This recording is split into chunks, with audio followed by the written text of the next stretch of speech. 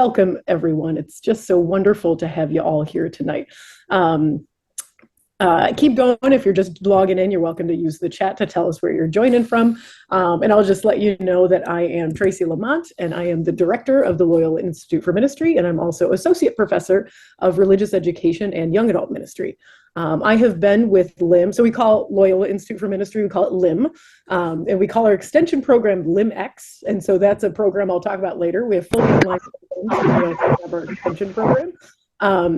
And so people like to call it LIMEX. That's also fine. But the reason that we call it LIMEX is because we've started with LIM and then we put extension on the end of it. But LIMEX works just as well. And so I've been with LIM I'm in my 9th year. I got here in 2016. And so I've been director for 3 years now, filling some big shoes from our director, Tom Ryan, who's faculty with us at Loyola. He's a full professor in theology and ministry. And joining us tonight, we have Miss Judy Lavergne. She is our manager of student services, and she also advises all of our students in the BA program. So Judy, welcome to give some opening remarks. Yes, thank you. Yeah. Welcome everybody, yes. Thanks, Judy. And we also have Monica Cabrera. She's with us tonight, and she is kind of newly hired. She came on in February, so she's joining us, and she is our grant project coordinator. So welcome, Monica. Thank you, guys. Thank you for being here. Absolutely. And then Heather Munns is with admissions. She's on in the background there and maybe staying with us, maybe signing off. So thanks for being with us, Heather. Good to see you as always. So I would just love to begin, y'all, with just a prayer that we start with by St. Ignatius of Loyola. So if we just kind of want to center ourselves and take a deep breath, maybe the comings and goings of the day, and just center ourselves in this virtual and physical space that we occupy. Take some deep breaths.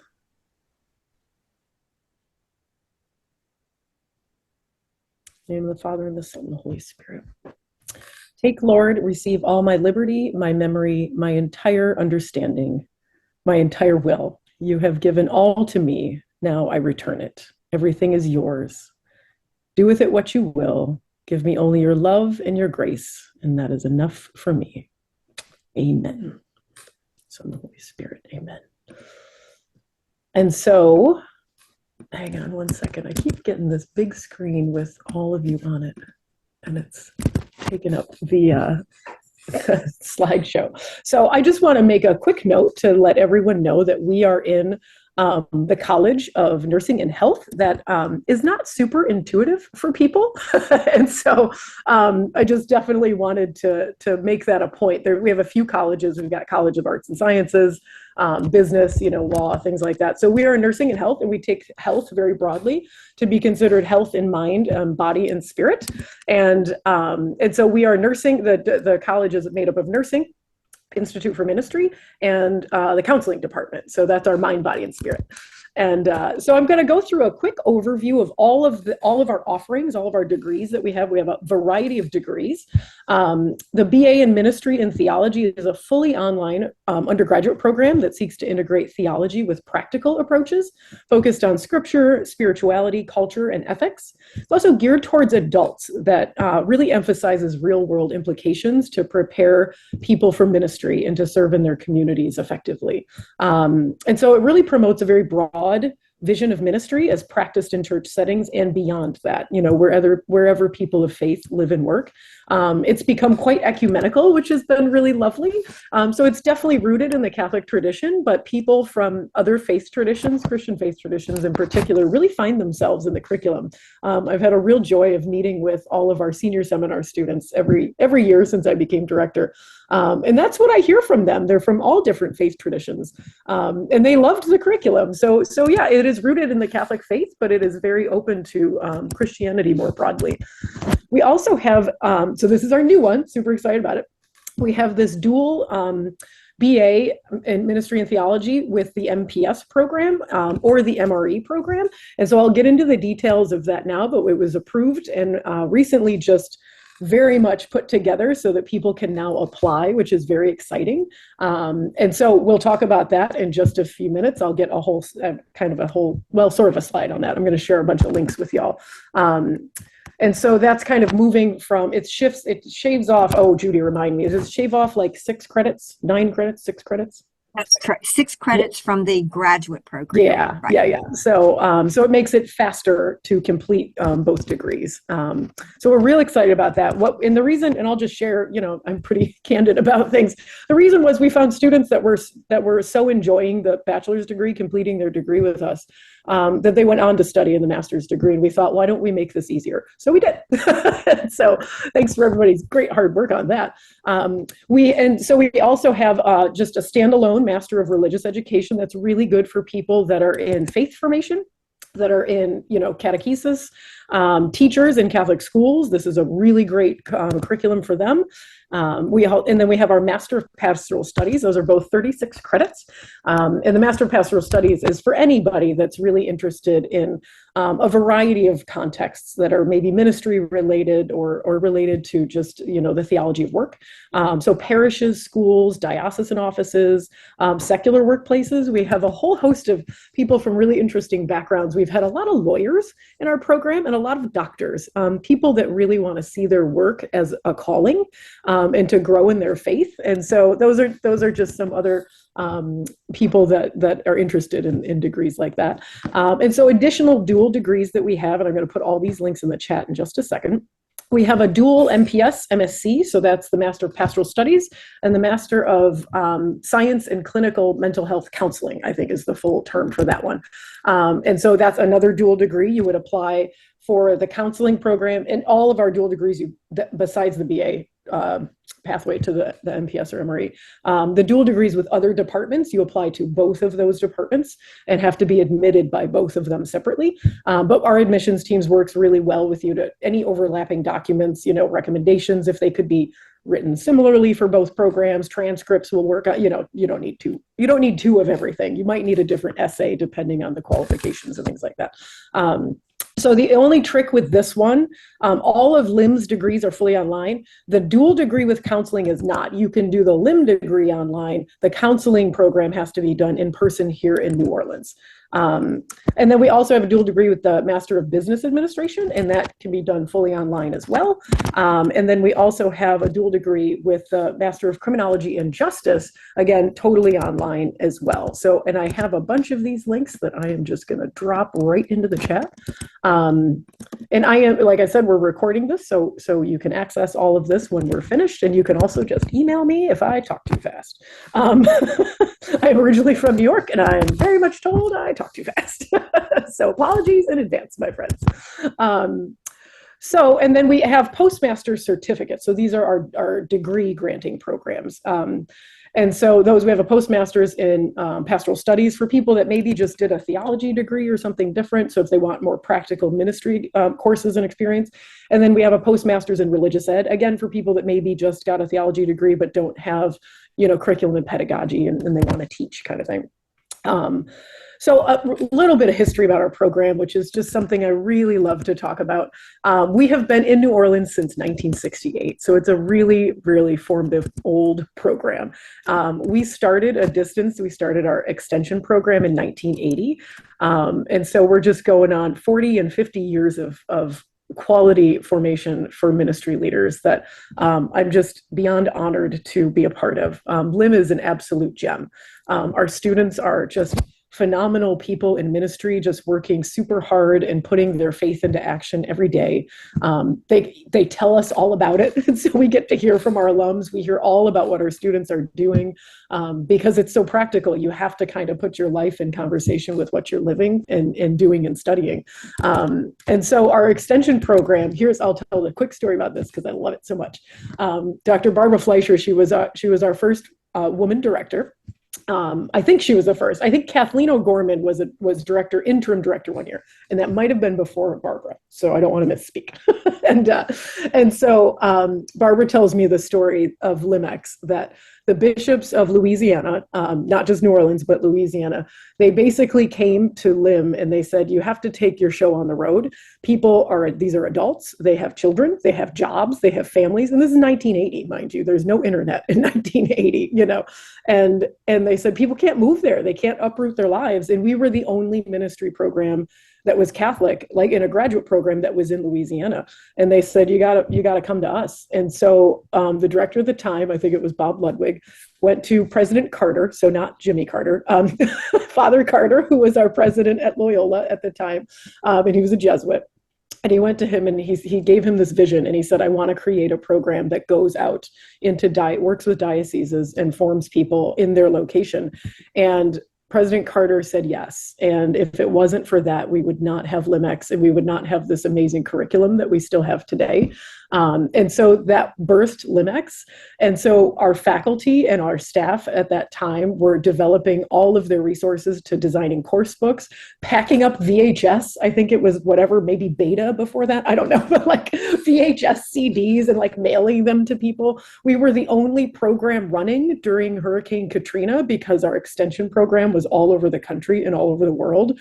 So our staff and faculty had to find a way to get to fax machines, and the internet in order to keep LIMEX going. So LIMEX is a beautiful, beautiful program, and it shaped our online program. And so around 2010, I think, 9 or 10, LIM's program that was also on campus and still can be if we get more students on campus. But since COVID, that's been a little disrupted.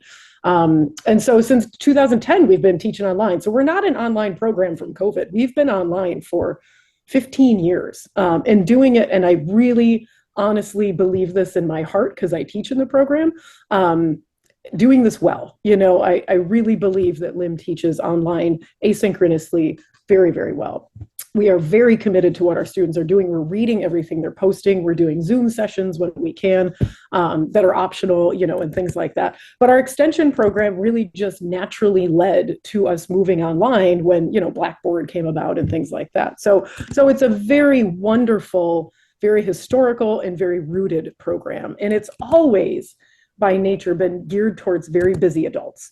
People have lives, they have very taxing ministries, sometimes jobs, children most of the time, and so that asynchronous format works really well for busy people, and they tell us that. Usually you'll have, and I'll say a little bit about the program because usually these are questions that people will bring up. And so a typical weekly session for the online program would be like, my courses run Monday to Monday. So on Monday you'll get an announcement Tuesday.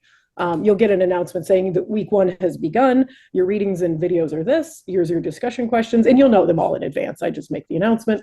And then by like Friday or Saturday, you do a major post. And by Monday, you do a couple replies to people, and then that's it. You start over the next week on Tuesday. So, if I make mine, starting on Tuesday because there's a lot of students in ministry that work on the weekends, so it gives them Monday to do their minor posts. And so that's kind of how they go. We always have Zoom class options and some small virtual group options. So there's opportunity to connect virtually in real time if you want to do that. And I think we form community really well. Our students really, they have said that, especially like the focus area students, like the MRE students, they kind of go together in a cohort kind of with the way the course rotation falls. And the same happens if you're like taking a concentration in the MPS program. And they start getting to know each other, and they start, like I teach in the MPS program, and they text each other like best practices in ministry and formation and curriculum stuff, and when, we're so excited because graduation's right around the corner. So we get to see everyone that's able to come in person, and just the hugging and the crying and the laughing to finally see like, oh, you're more than a Zoom box, like to see that you have a body. I always love to tell this story of the student that I met a couple years ago. And she looks at me, and I looked up, and she looked down. She goes, you're way shorter than I thought. I said, oh, honey, you're way taller than I thought.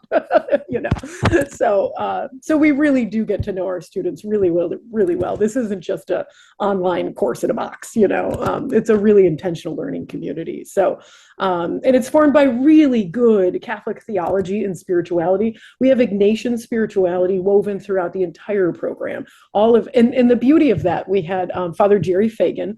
He was a Jesuit who worked with LIM. And he helped to create the Archdiocesan Spiritual Direction Program, actually, years ago here in New Orleans. And sadly, I was not able to meet him before he passed away. I think it was maybe 3 years before I came to LIM that he passed, but I did get to be in his office. But he was loved by people at LIM. And so he created our spiritual formation program. And so there's, to do the spiritual exercises, you would need a spiritual director, and that would take time. You could do the 19th annotation, you could do a retreat. So that doesn't lend itself well to like studying online. And so he created a way of praying the graces of the spiritual exercises. So, the principle and foundation that you are deeply loved by God and that God is love, And so you pray with scripture and you do meditations on that, some journaling, that matches up with those principles and foundations. So it's really, really a beautiful spiritual formation woven throughout it as well. And we've got really good library and student services, especially since COVID. There's so many ebooks that are available now. So our librarian, every semester, she goes through all of our offerings and she says, oh, these are ebooks, and they become free for students if you don't want to purchase the text itself. So there's a ton of like free ebooks that are required texts in all of our courses. The one I have the most expensive textbook that I think is in LIM is in my curriculum development course, and it's now an ebook. And I was like, yes, because I was very anxious because that was probably pricier than I wanted it to be, but it's a great book. So we are very much rooted in practical theology. And I sort of talk about this in kind of three different ways.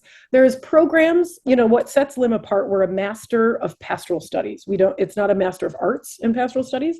That master of arts is more in the art of the discipline. A master of the discipline means it's very practical. You're a master of the discipline rather than the theoretical discipline. So that's a difference right there. But there's kind of three different approaches to studying theology. There's getting a master's or graduate, an undergrad degree in theology itself. And that's someone, the professors have taken the tradition, they've taken scripture, Christian theology, and they've just said, here's what it is. Now, learn it and engage in it, maybe write some papers about it, That's one approach. And that's the most dominant approach we have in the United States and a lot of universities. Then there's another approach that's more common too, which is maybe a pastoral theology approach. And that's the same thing. Here's the tradition, here's scripture. And now, maybe a culminating paper, you have to apply this to something. In some programs, that's really only done in their final capstone, which is, maybe a disservice, because you should be applying it all. I just believe you should be applying it all the way along. And LIM does something very different than that. LIM doesn't start with theology. We start with daily living as a source of theological reflection. This is mirrored to us in the scriptures, and we take that very, very seriously because the scriptures are all stories of God's activity in people's lives. And so we believe very strongly that daily living is a site of theological reflection. And that it should be, and that is actually our lived theology in the church. And so we take what we are experiencing and learning, and we bring that to what we're studying. And so it's deeply, deeply practical in that way, and it takes experience very seriously. And so it's not abstract at all. It's always like, what is this going to do for you? What does it mean? Like here's the theory, and yeah, that could be abstract, but we got to break that down to what in the world that means for ministry. And again, we're very much informed by Ignatian spirituality. So this is a video, should play. And so they talk about being on campus locally here, but these are two of our graduates from just a couple years ago that did some wonderful testimonials. So this is Lorraine and Grant, and I had the joy of teaching both of them in their capstone courses. So it's just a beautiful reflection from them.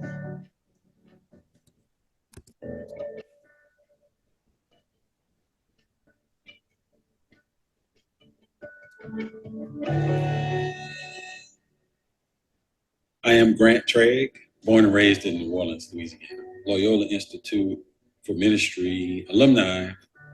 The way in which many of the courses were taught and the experiences that the students had and shared with one another was a big highlight for me. My name is Lorraine Hess. I'm from New Orleans, Louisiana. I finished my degree in pastoral studies. One of the other things that I really remember, it makes me smile all the time, is when I think about our professors and the zest that they had for what they were teaching. Of course, we became closer to God by learning and understanding scripture in different ways and being taught how to do an exegesis on a particular text or use biblical commentaries in developing our thoughts. But we also, I think, got closer to one another. So there was a relationship building and growing among the students as well as with the professors and the students. At LIM, I just felt like they were really vested in what we were learning, and one thing I really appreciated too was the flexibility they had. They all seemed to understand that we have jobs outside of school, that we're coming back to school after a really long time. I mean, I went back to school maybe 20 years after I had my first degree, so I had to relearn. I was scared of the technology, and I was scared of how to become a student again. And they were so patient with that, and throughout all of my years in education, it was something I really remember. One particular class I remember, this is something I would not have expected.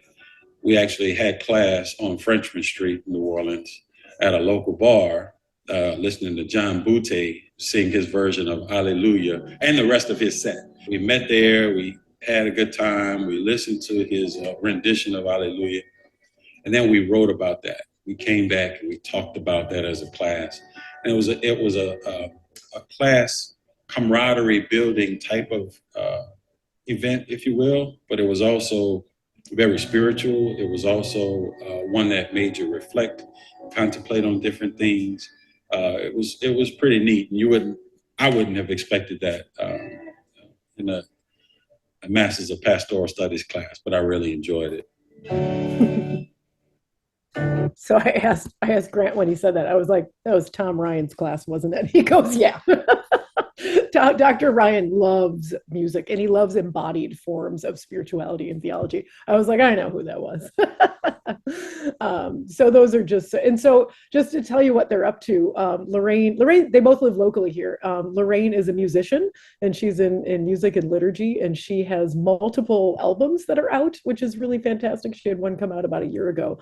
And she's a very doting parent and grandmother now, I believe. And so, and she's still doing music ministry in her parish. And Grant, if I'm correct, had a master's degree.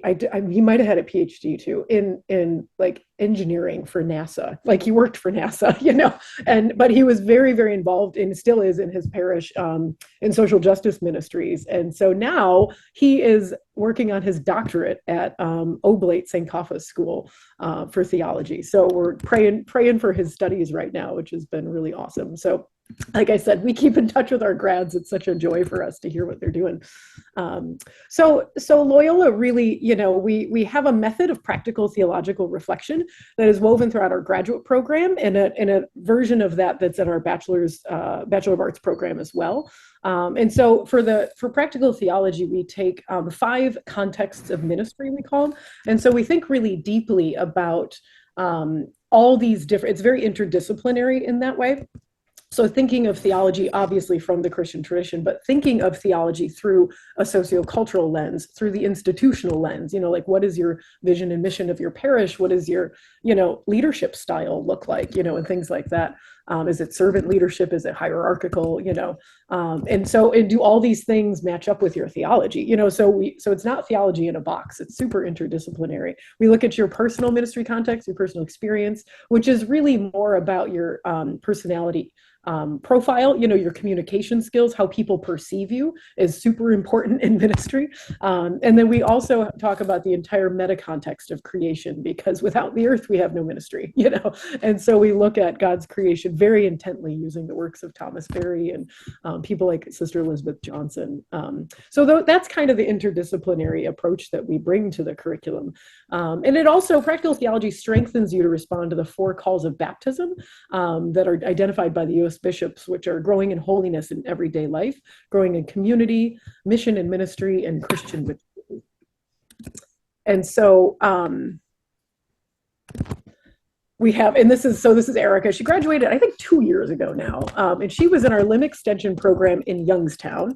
And so the extension program starts with 6 courses on site, and then they go online to take the rest of the program, the rest of the 6 courses, to take the capstone, the focus area courses, and all that.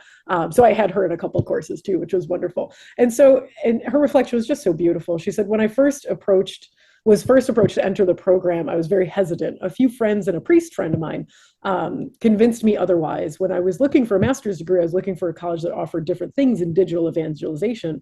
And fortunately, Loyola did offer programs such as digital media and ministry, as well as religious communication, that helped me decide to enter the program.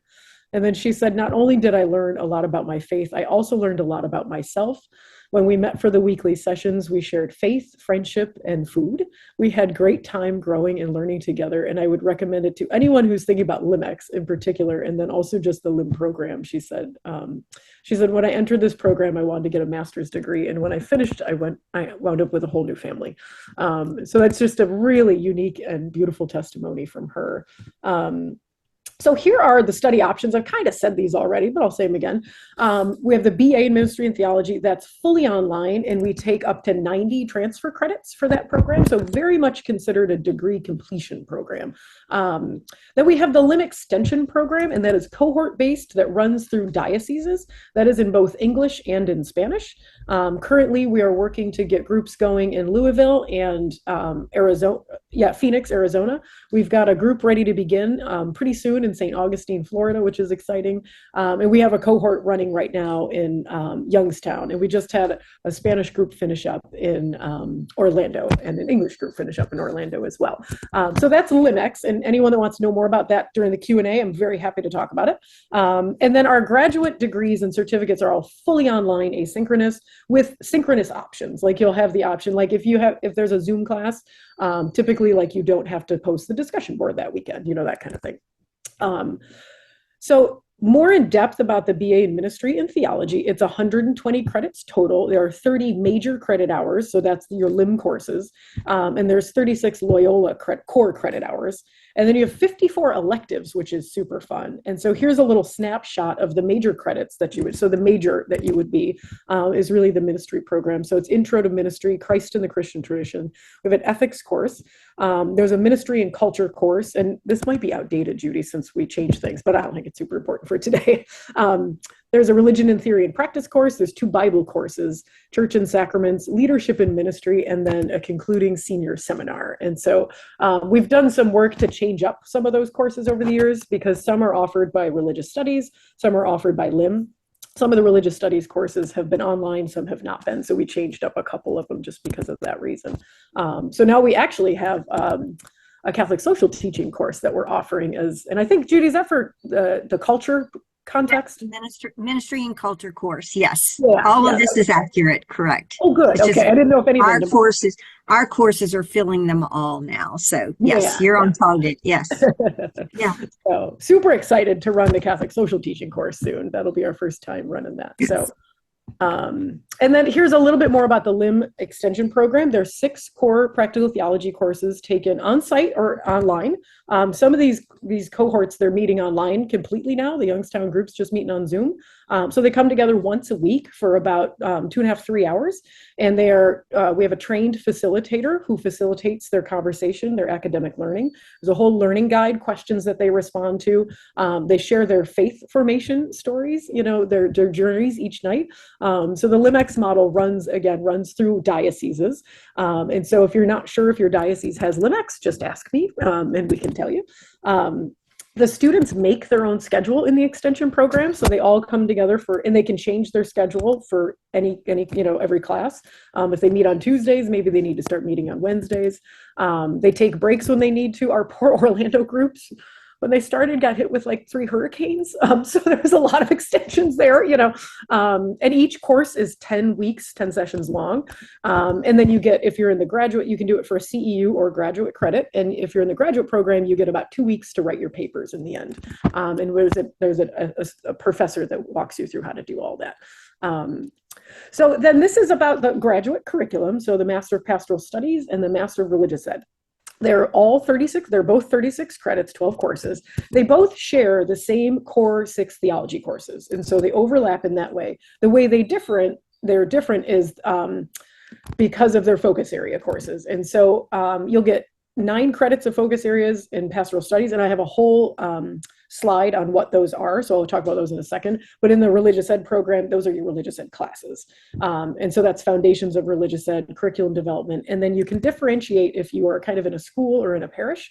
We have religious ed across the curriculum for school folks, and then catechetical leadership for parish folks.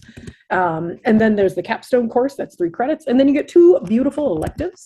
And so you get to choose your focus area for the MPS. And like I said, the MRE or focus area is RE, But if you're an MPS, You could take Christian spirituality for ministry, digital culture and ministry, marketplace ministry, which is really kind of like if you are like a lawyer or a doctor or somebody that's not involved in active ministry in a church or a setting or something like that, that would be marketplace ministry. So like the spirituality of work, the theology of work, small Christian communities, pastoral life and administration, youth and young adult ministry, and religion and ecology. And those are also electives too. So you choose a focus area, but then from those 3 courses in the focus area, those also become electives. So you could do a digital culture and ministry focus area, and then take a Christian spirituality course and a youth and young adult course as your 2 electives, if that makes sense. So our audiences, we typically, people that are students of ours are directors of religious ed, parish catechetical leaders, teachers, catechists, people involved in, I got to change it, OCIA, not RCIA. We have chaplains, priests, and religious are in our programs, lots of religious. We have lay ministers, obviously, and nonprofit leaders, people that really just want to look at their faith at a deeper level, or just kind of how to integrate faith into daily life. And the degree will prepare people to enter spiritual direction programs, to become a chaplain, maybe become a theology teacher or a catechist, the helping professions, hospice care and things like that, and nursing. Parish diocesan ministry, not to be a nurse, but it helps people that are in nursing think of their work as ministry. Parish or diocesan leaders, nonprofit multicultural ministries, doctoral studies. I can't tell you how many students of ours have gone on to get their doctorates. I think we have 3 right now studying the doctoral program at CTU. And so in ministry in the wider world. So that's also pretty amazing. This is another lovely testimony with Christine Johnson. She was worked in university ministry here. She was also a high school theology teacher before that. She said, one of the things that I have appreciated most about LIM is the chance to learn with and from classmates who minister all over the world and in so many different capacities. It has opened my eyes to new ways of caring for others and broadened my understanding of what it means to be a person of faith. This program does a great job of fostering a sense of community where we can all learn from one another, guided by professors who truly care about your personal faith formation in addition to course material. And so she did the dual degree with counseling. So that has served her very well. I believe she now has a counseling practice. I follow her on Facebook. And so here's I'm getting to the end here. I'm trying to go a little bit fast because I want there to be ample time for Q&A for y'all. So the application requirements for the undergrad program, you need to complete the online application and submit official transcripts. And then the graduate program, it's both of those things. You need your transcripts from your undergrad. And then a statement of purpose, we call it the essay. It's about 600 to 1,200 words. There are directions on our online website on exactly what you can write in that. It's basically, and don't be intimidated by that. It's a writing sample, but it's why do you want to study? What's this degree going to do for you? And what are you already doing in ministry? And how will this help you? Or do you want to become, someone that works, in ministry? So really, and just, maybe about your tech savviness, your ability to, work, remotely, asynchronously. And a resume, we ask for a resume just to see kind of what you've been up to with life, and 2 letters of recommendation. So I really like to emphasize for the letters of recommendation that those are what can kind of take a long time, because people don't respond sometimes very fast to your request, or they do and they don't write the letter. So if you tell your recommenders in advance, they can either write a letter or they can answer questions. So answering the questions that are in the application portal is sometimes a lot easier than just writing a letter from scratch. So you might tell people that. It might get them to do it faster. So, and we can always help you, giving, sending a reminder to them to do it or something like that.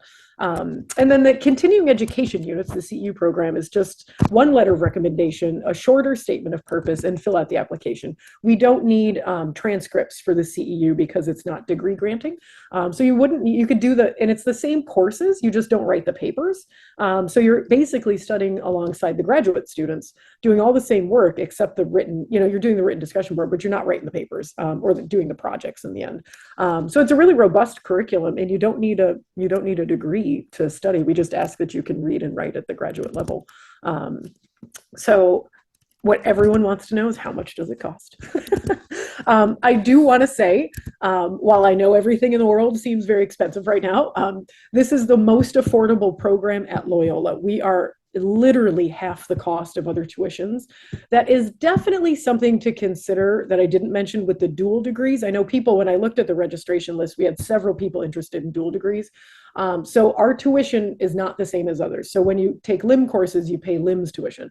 When you take the MBA courses, it's about double of our tuition. So LIM has scholarships. I don't know what the other departments have in terms of scholarships. You could always ask if counseling or criminology and justice or business administration has them, or if there's any financial aid opportunities.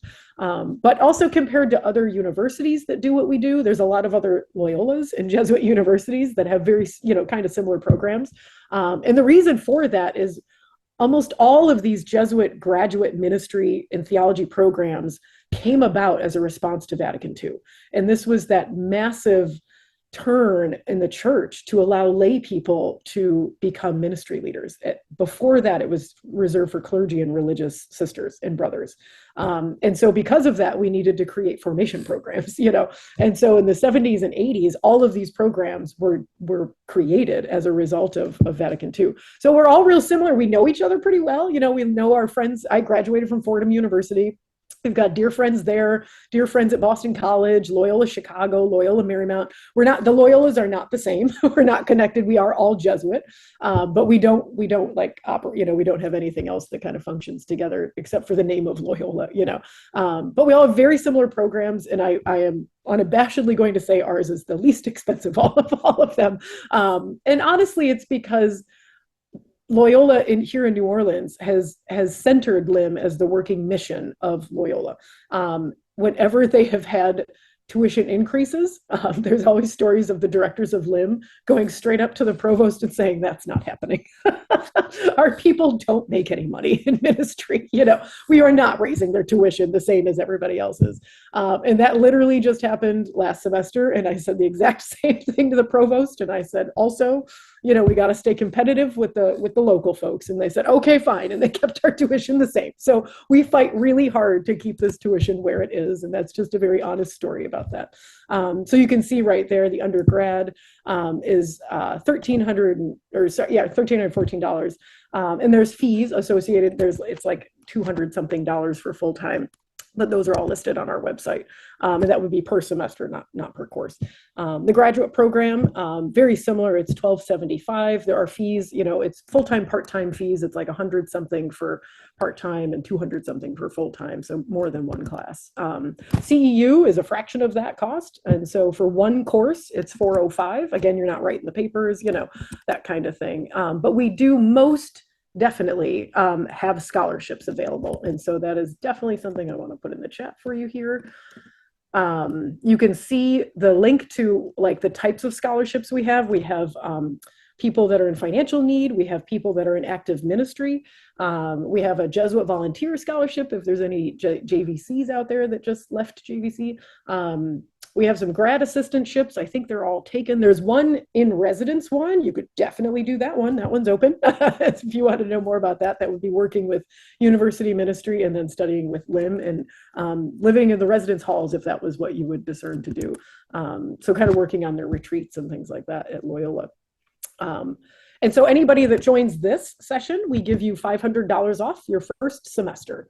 What we ask you to do is tell us that you were here, and we can look it up, obviously, but we don't really keep a record because it's hard to figure out who came to this and then who enrolled, So if you enroll in this calendar year, so before January, we'll give you $500 off. So you just email us and say, hey, I came to the info session and now I'm a student, and we just put that right on your bill. So that's also a fun little thing to know.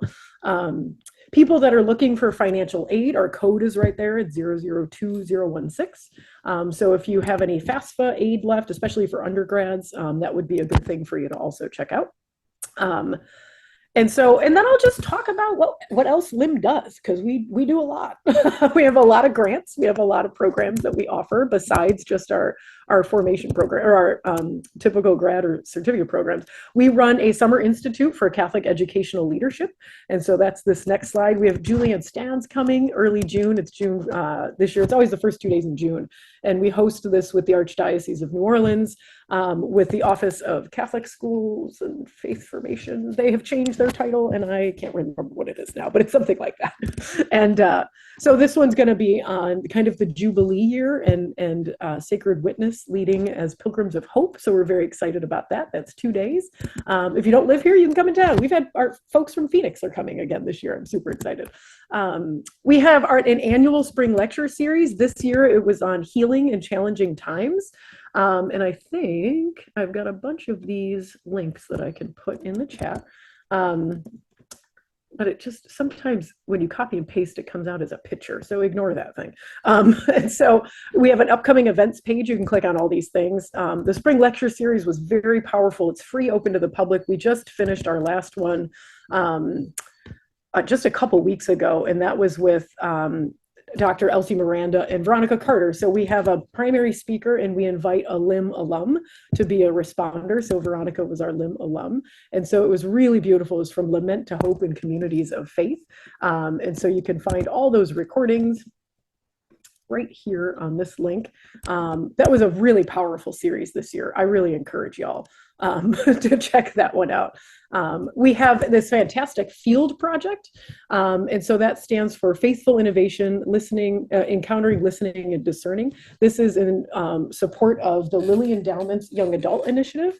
Just got really weirdly dark in my room, sorry. And, so we have taken in our third cohort. I have a slide on that somewhere. Oh, here it is.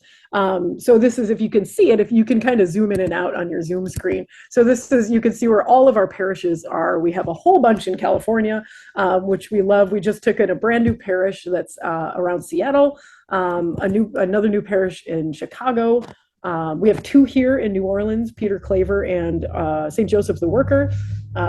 Where else? Wisconsin. We have somebody on the call from Wisconsin. We got a field parish there. So this is all re-grant. This is basically, if money was not an obstacle, what are you going to do in ministry with young adults? And so we bring them all on campus in May, which we're looking really forward to. And it's just been, and it's rooted in synodal listening. It's rooted in listening to what young adults need instead of putting programs before people. It's putting people before programs. It has been tremendously successful to grow ministries with young adults in these parishes in a climate that suggests that young adults don't care about their faith. That's absolutely not what we have found. We have found that young adults care deeply about their faith. They cannot find a church that helps them express that. So we're trying to change that. That's a very powerful narrative that this project has been working on. And so then we also have our Flourishing in Sisterhood project. So that one here, oh, this is fantastic, y'all. We have 30 podcasts with religious sisters that are open and free to the public. Oh, sorry, I keep getting that image thing to come up. But so you can click on that link and you can listen to the podcast. Our sisters are studying a certificate in spirituality with a focus on aging. And it's all focused on the Gulf South. So we have sisters from like Mobile, Alabama to Houston, Texas, and a whole bunch of sisters in New Orleans studying with us. And I think several of them are coming to graduation. So super excited about that. We also have a grant-funded project. This is also very, very exciting, called Haciendo Caminos, and it provides fellowship grants of up to $30,000. We're giving out, because our tuition is lower than most, we're giving out $21,000 or 23. I forget the number. 20, Monica, you might remember. It's 21,000 or 23,000. But it's covering the full cost of tuition plus fees and a little additional for like books or any other expenses related to studying. And this is funded by the Lilly Endowment through Notre Dame and Boston College. They have satellite universities like us, like sub-granted to basically bring greater access to higher education graduate programs in ministry and theology to people that are young adults who want to work in Hispanic ministry. And so we have at least, I think, 3 fellowships still available. And there's a bit of a time crunch on it because the grant runs out in a couple years. But that's okay. We can still accept, you can still get the funds for it. And there's an application on the scholarship form that goes directly to Haciendo Caminos. And then we have Pathways Towards a Thriving Parish. I forgot to make a slide for this, but I should have. And so this is just a really amazing program trying to help parishes. This is a grant program for Lilly Endowment's Thriving Congregations project.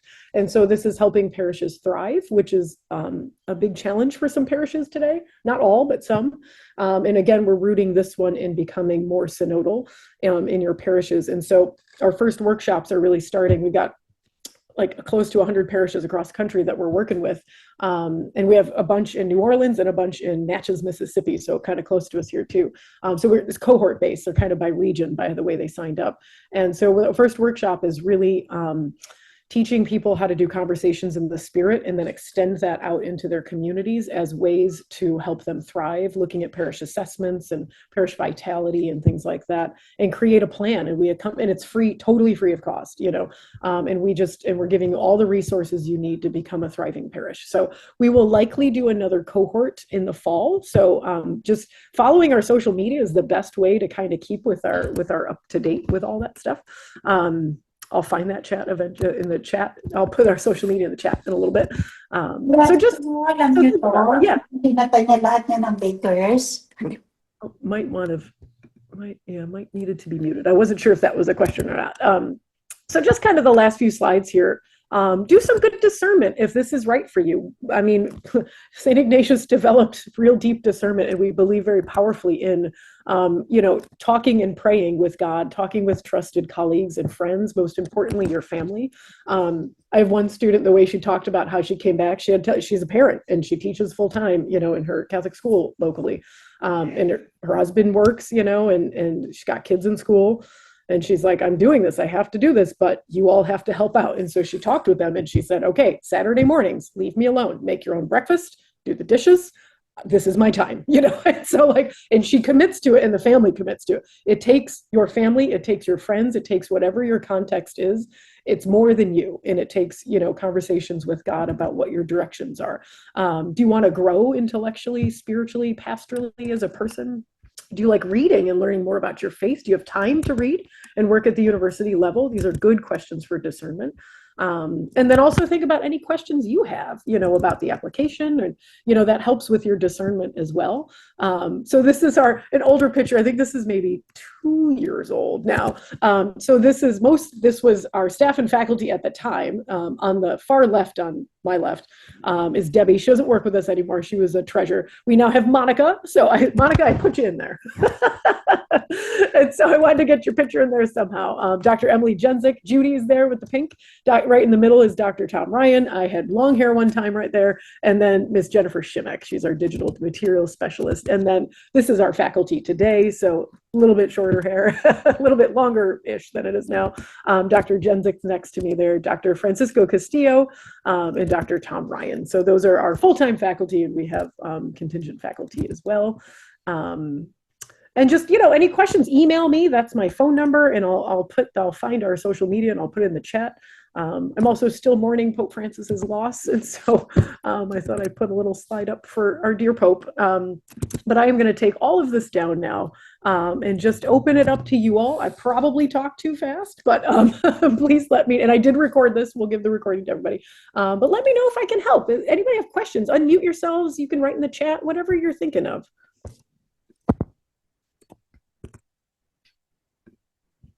And no question is too big or too small. Don't worry about that.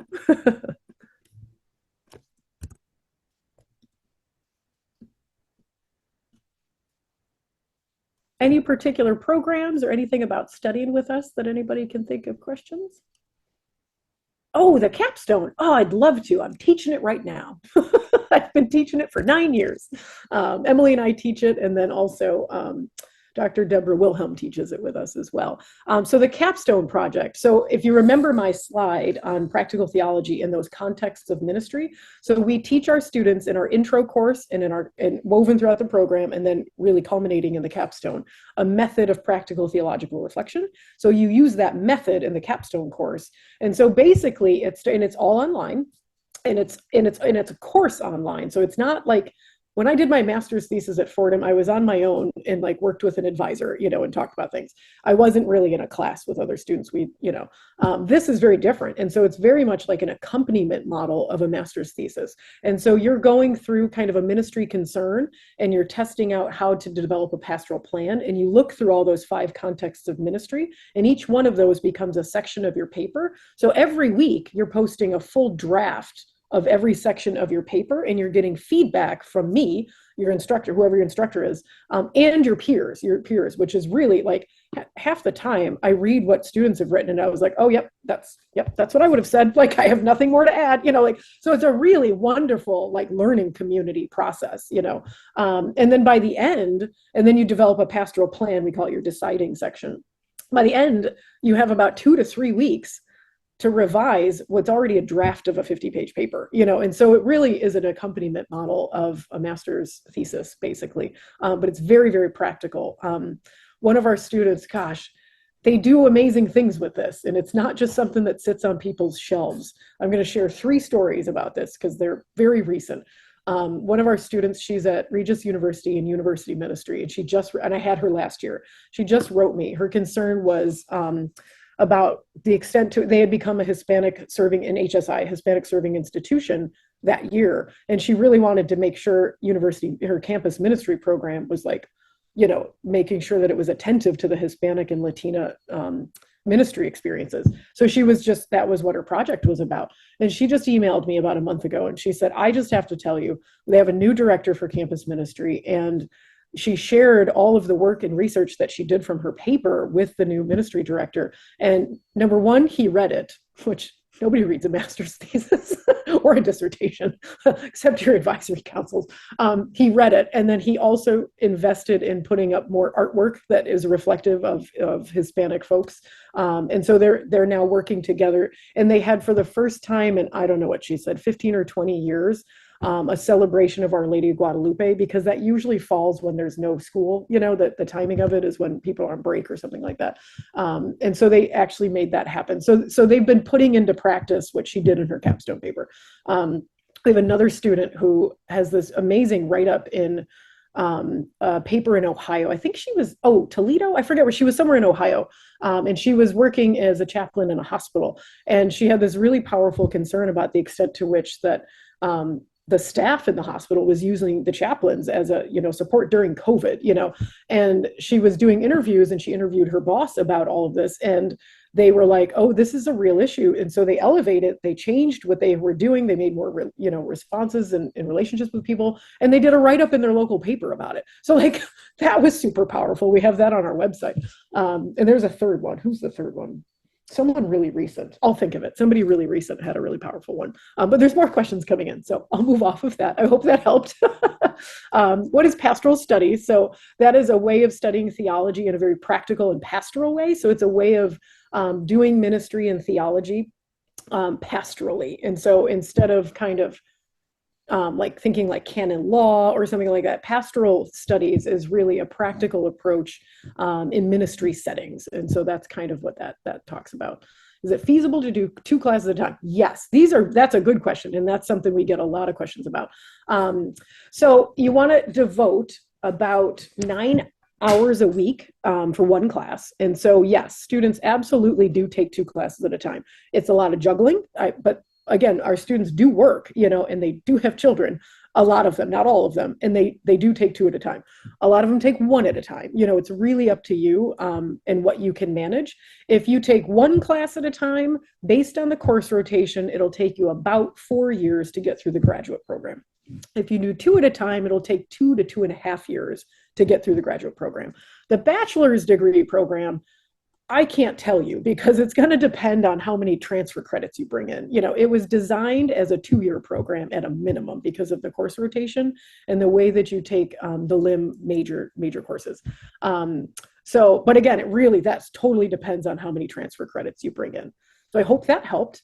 Does Loyola offer a doctorate program? Oh my gosh, you know how many people ask us this? We don't. But there's clearly a need. So thank you, Mike, for asking that question. But our students that have been seeking that have been actually, several have been going to CTU up in Chicago for their DMin program, because I think there's some kind of flexibility there with their, kind of being online and having to be in person, because that's the tough thing. There's not a lot of doctoral programs that are fully online that are accredited. Could the courses in CU be transferred to graduate? Yes, David, they can. We totally have a process for that. In a nutshell, if you took a bunch of CEU classes within a certain time frame, it can't be like 10 years ago, you would basically pay the difference in tuition and do an independent study with a professor to write the papers. And so that's kind of it in a nutshell. Is there a certificate program with a focus for pastoral care? Oh yeah, you could. Well, kind of. I mean, so you could do the 18 credit CEU. It's not called credit. It's the 18. I'm going to call it credit because CEU sounds funny. Program in theology and ministry. And so you would take 4 core theology courses and you would take 2 electives. And you could take the pastoral care electives. So, but it wouldn't be like called a focus area. You could take the full 36 unit certificate and you could do the pastoral care focus area. So yeah, that's definitely an option for certificate folks. You can do a grad certificate or a CEU certificate. Try getting in touch with someone to discuss transfer credits. Who's the best to contact? Judy, will you type in the chat who the best person to contact? It might be Judy, but it's probably Heather Munns, and it might be T. If it's the undergrad program, it might be T. Poplin. So Judy, if you're still on, I'll let you do that. Yeah, I'll speak to that. The best thing to do is go through the application process and ask that question, because the people at Loyola that work through our application process are the people who actually do the transfer credits, and they know all of those very specific requirements for that, and so they will be able to help with that. So it's not just looking at a transcript that can tell you, oh, this is going to transfer or whatever. Theron Poplin is the person who actually heads that department and who actually oversees all of those transfers. So he would be the person to actually contact, and he is contactable. So I'll look that up while y'all are finishing with that and put it in the chat. But probably, if you're actually interested in your transfer credits, looking at that, to actually go through the application process and have that assessment being made, and that can be done. Yep. Okay, thanks, Judy. And then Yeah. we have interested in dual degree, MPS, MBA online. The schedule, how many meetings, how many weeks, how does it work? Yeah, so with the MBA, again, I think, I don't have it in front of me, but if you click on one of those links up there, it'll tell you how many credits the full program. It's like 72 or something like that. And so again, it's really up to you how many classes you want to take at a time. If you take one at a time, it's going to take you several years. Most students have tried to do 2 or 3 at a time if they're in a dual degree. So I'm thinking of Doug right now. He's finishing up that exact dual degree. Judy, do you know how long Doug took? I don't remember when he came in. I don't remember, but he kind of like put his life to a side. He was still working, but it was like a full focus on taking as many courses as he could, to get that done. Yeah.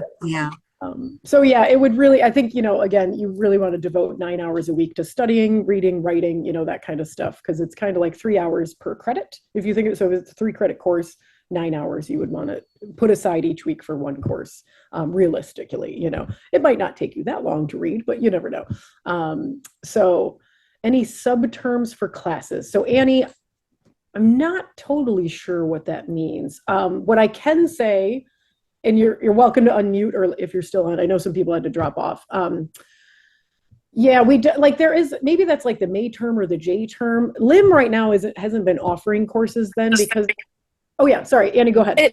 It's the like Liberty University, they have it to where they have subterm A, B, and C, for example, in like the fall semester. So it's only like 8-week classes. Oh, I get what you mean. Okay, so yes. Yeah, so the undergrad program for LIM runs on 8-week courses. So they do 2, there's A and B. Fantastic. The grad program is 16 weeks. So we had asked our students if they ever wanted to do that, and they said, no, it's enough work that's not condensed in 8 weeks. So we keep our grad program on 16 weeks. But yes, the undergrad program is 8 weeks. Great question. PhD in engineering. Thank you so much. Yeah, no problem, Annie. It does not, that's a very good question, Bernard. It does not matter what degree you have coming into LIM because we have an introduction to practical theology course. We assume you are coming to study with us without much theology at all behind you, if any at all. So yes, we actually have a lot of students with PhDs in our program. Yeah, fascinating. We have one right now. It's a PhD in some kind of biology, and she works at a university. But she really wants to get into ministry, and so she's studying with us. People with law degrees, lots of people like that have studied with us. God, Tom out in California, he's got a PhD in something, chemistry. So yeah, you'd be in a great crowd, Bernard. So yes, it's absolutely acceptable. Transfer. Okay. Oh, Judy, you put that. MPS coursework during the summer. Yeah. So great question, Rose. So we have 3 start dates for the graduate program. So it's basically May, the end of May, around Memorial Day is when we start. So we do have summer classes for the MPS and the MRE program. So there's still time now to get into the summer, to get into LIM for starting in the summer. There's still a little time to get into the BA if you can get all your stuff in by Friday, because the BA courses actually start earlier. And so the 3 start dates for LIM's grad program is May, August, kind of early mid-August. And then January. And then there's 2, gosh, how many start dates for the BA? It's 4, but you could also start in the summer because you don't have to. It's 6. It's okay. Each semester has 2 starts Okay. for the BA program. Yeah. It's just, we don't have any LIM courses offered in the summer, but you can take a core course in the summer, There's a lot of courses that you will need Yeah. to take for your degree that we usually plug you into during the summer. Yeah, Mhm. yeah. So 6 start dates for the undergrad. BA. Mhm. Okay, undergrad degree in accounting, a certificate in ministry and theology. Yeah, so David, it depends on if you want the grad certificate or the CEU certificate. And so, no, you don't need any prerequisites. That's the thing. We onboard you. We have everybody takes our introduction to practical theology course, even the 18 credit certificate in ministry and theology. One of the core required courses is intro, and that grounds you in what it means to do theology. And so that it grounds you in how you're supposed to do scripture study, how you're supposed to do, understanding sacraments and ethics and things like that, grace, So no, you don't need any prerequisites to join us. You just kind of need the admissions requirements. If it's a grad program, you need an undergrad completion, and stuff like that. But for the CEU, you don't need any of that. So great questions, y'all. This is wonderful. Is there anything else I can help you with?